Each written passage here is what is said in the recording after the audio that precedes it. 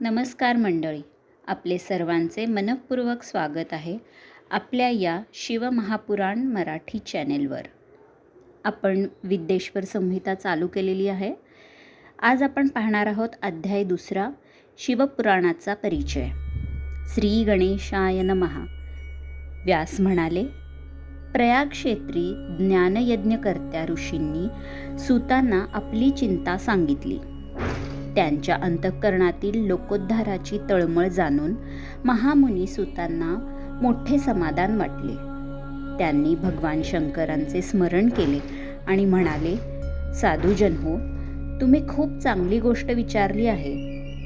तुमचा हा प्रश्न तिन्ही लोकांचे हित करणारा आहे. तुमच्या प्रेमळ आग्रहाखातर मी गुरुदेव व्यासांचे स्मरण करून याविषयी काही बोलणार आहे. तुम्ही मला लोकोद्धारासाठी उपाय विचारलात, म्हणून मी तुमच्या सम्मुख शिवपुराणाचे निरूपण करण्याचे ठरवले आहे. ही कथा वेदांतांचे सारसर्वस्व आहे.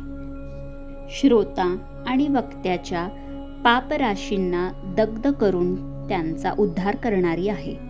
हे पावन शिवचरित्र कलिमलचा नाश करून परमार्थ साधून देणारे, मूढजनांचे इहपर कल्याण करणारे आहे. या पुराणात भगवान शंकरांच्या सर्वोच्च कीर्तीचे वर्णन आहे. हे धर्म, अर्थ, काम आणि मोक्ष या चारही पुरुषार्थांना साध्य करून देणारे आहे.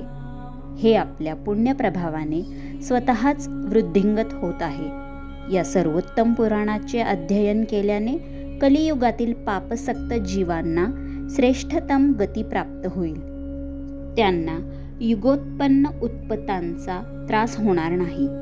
त्यांच्या अंतःकरणातील अज्ञानरूपी अंधकार नाहीसा होऊन ते निर्भय होतील.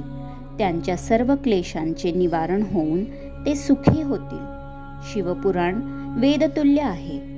भगवान शंकरांनी हे स्वमुखाने सांगितले आहे. या पुराणाच्या 12 संहिता खंड आहेत.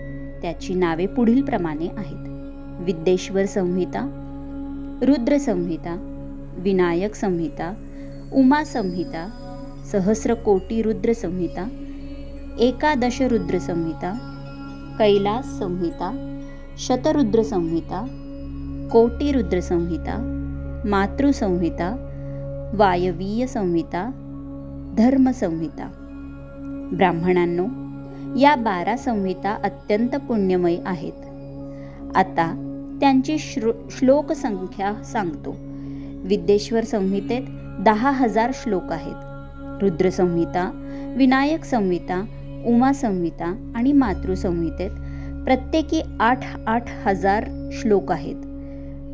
एकादश रुद्र संहितेत 13,000, कैलास संहितेत 6,000, शतरुद्र संहितेत 3,000, कोटी रुद्र संहितेत 9,000, सहस्रकोटी रुद्र संहितेत 11,000, वायवीय संहितेत 4,000, तर धर्म संहितेत एकूण 12,000 श्लोक आहेत. अशा प्रकारे मूळ शिवपुराणात 1,00,000 श्लोक आहेत. पण व्यासांनी याला 24,000 श्लोकांमध्ये संक्षिप्त केले आहे. पुराणांच्या क्रमवारीत शिवपुराण 4थ्या स्थानावर आहे. या संक्षिप्त आवृत्तीत 7 संहिता आहेत.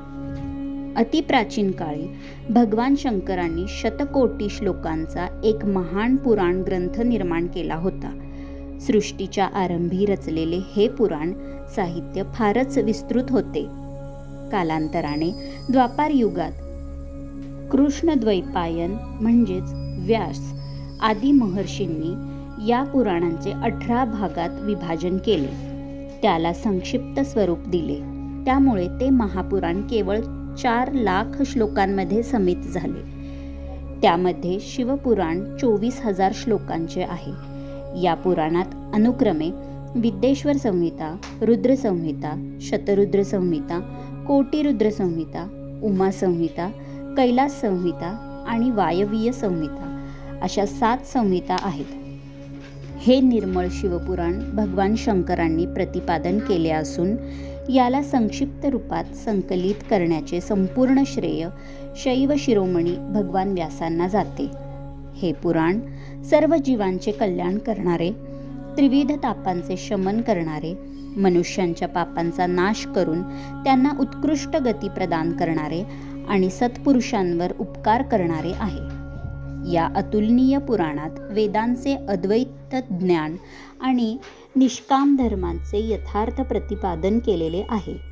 हे पुराण श्रेष्ठ मंत्र समूहांचे संकलन आहे. जीवाला शिवस्वरूप करणारे परमोच्च साधन आहे. समस्त पुराणांमध्ये श्रेष्ठ आहे.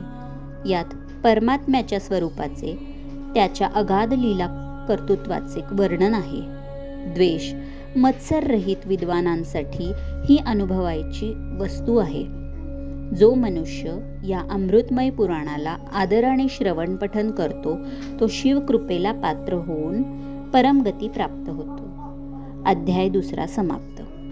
ओम नमः शिवाय. नमो पार्वती पतये. हर हर महादेव.